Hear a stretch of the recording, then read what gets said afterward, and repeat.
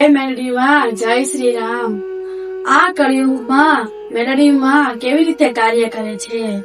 સૌપ્રથમ વાત એ સમજવી જરૂરી છે કે માં મેલડી જાદુ કે ચમત્કાર બતાવતા નથી। તે તો સૌપ્રથમ સાચા ભક્તોને સાચા માર્ગે લઈ જવાની પ્રેરણા આપે છે। જે ભક્ત સત્ય, ધીરજ, સારા કર્મ અને માતાનું નામ સ્મરણ કરે છે ને એને હિંમત મળે છે, ધીરજ મળે છે અને સાચી દિશા લેવાનો નિર્ણય મળે છે અને સાથે સાથે શક્તિ પણ મળતી હોય છે। આવા કળિયુગમાં માણસ અનેક પરિસ્થિતિઓમાંથી ઘેરાયેલો છે। કામ, ક્રોધ, મોહ, લોભ, અસત્ય અને સ્વાર્થની દુનિયા સતત ને સતત વધતી રહી છે। આવા જ કળિયુગમાં જો આપણે મેલડી માનું નામ લઈશું તો મન શાંત રહે છે અને એક શક્તિ મળતી હોય છે અને જીવન કેવી રીતે જીવવું એની સાચી દિશા મળે છે। એટલે માતાનું નામ સ્મરણ કરવું જોઈએ। નામ સ્મરણથી તે આપણા જીવનમાં એક સકારાત્મકતાનો વિચાર આવે છે અને સારા વિચાર થતા હોય છે અને જ્ઞાન મળતું હોય છે। બસ આપણે નામ ઉપર આધાર રાખવો જોઈએ। ઘણા લોકો માનતા રાખવાથી તરત કામ થઈ જાય છે એવું માને છે, પરંતુ શાસ્ત્ર અને સંતોનો ઉપદેશ એ છે કે ભગવાનના નામ સાથે સારા કર્મ પણ કરવા જરૂરી છે। જો આપણે સારા કર્મ કરશું અને ભગવાનનું નામ સ્મરણ કરશું તો વધુ ભગવાનની કૃપા મળે છે અને એના ઉપર આપણે આધાર રાખવો જોઈએ, વિશ્વાસ રાખવો જોઈએ અને આપણા જીવનમાં સત્યનો માર્ગ, ધર્મનો માર્ગ, પ્રેરણા, હિંમત, ઈમાનદારી આ બધું આપણા જીવનમાં પણ પહેલા જરૂરી છે। તો માતાજીની અને ભગવાનની વધારે કૃપા થતી હોય છે। માં મેલડી પોતાના ભક્તને ક્યારે ખોટા માર્ગે જવાની પ્રેરણા નથી આપતા। ગમે એવી મુશ્કેલીઓ આવે ભક્તિથી જ તે હિંમત મળે છે અને ધીરજથી આપણે એનો માર્ગ અપનાવવો જોઈએ। ભક્તિમાં જ શક્તિ છે, કારણ કે આપણા જીવનમાં જો ભક્તિ હશે તો આપણે ગમે એવી મુશ્કેલી આવી હશે ને તો પણ મુશ્કેલીઓનો સામનો કરી શકશું। ભક્તિ એટલે બીજાનું ખોટું કરવું નથી। ભક્તિનો અર્થ થાય છે બીજાનું સારું ઈચ્છવું અને સારા કર્મ કરવા જોઈએ અને દયા અને પ્રેરણા આપવી જોઈએ અને આપણા જીવનમાં સદાચાર લાવવું જોઈએ। એ જ મેલડીમાંની સાચી ભક્તિ હોય છે। ભક્તોએ અંધશ્રદ્ધામાં વિશ્વાસ રાખતા પહેલા પોતાની વિવેક બુદ્ધિ ઉપર વિચાર કરવો જોઈએ કે કયું સત્ય છે ને કયું અસત્ય છે।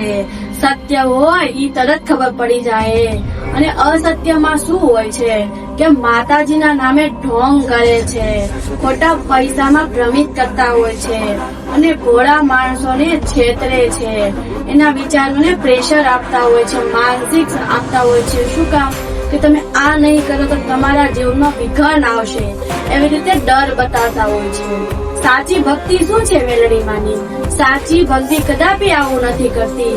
એ તો ભક્તને વધારે પરીક્ષા લે, માં મેલડી હોય ઈ વધારે પરીક્ષા લે છે ભગવાનની અને ઈ મુશ્કેલીઓમાં નાખતા નથી, દુઃખ ખાલી આપે પરંતુ પાછળ સુખ પણ આપે છે।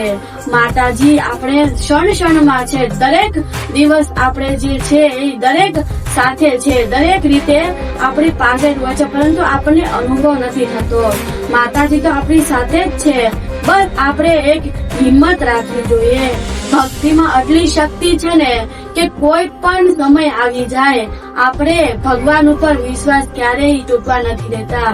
એ માં મેલડી છે, એની દયાથી ને તે આપણે રોજ દિવસ જોઈ શકીએ છીએ, ચાલી શકીએ છીએ, બોલી શકીએ છીએ, આપણું પસંદીદાર કપડા પહેરી શકીએ છીએ, ગમે ત્યાં જઈ શકીએ છીએ।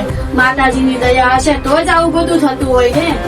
જો તમે રોજ માતાજીનું સ્મરણ કરો છો, ભગવાનનું નામ લ્યો છો અને સારા માર્ગે ચાલો છો, માતા પિતાનો આદર રાખો છો અને કોઈ પણ જીવનું તમે ખોટું નથી કરતા અને સત્યના માર્ગે ચાલવાની પ્રેરણા લીધી છે, એ જ મેલડીમાંની સાચી ભક્તિ છે।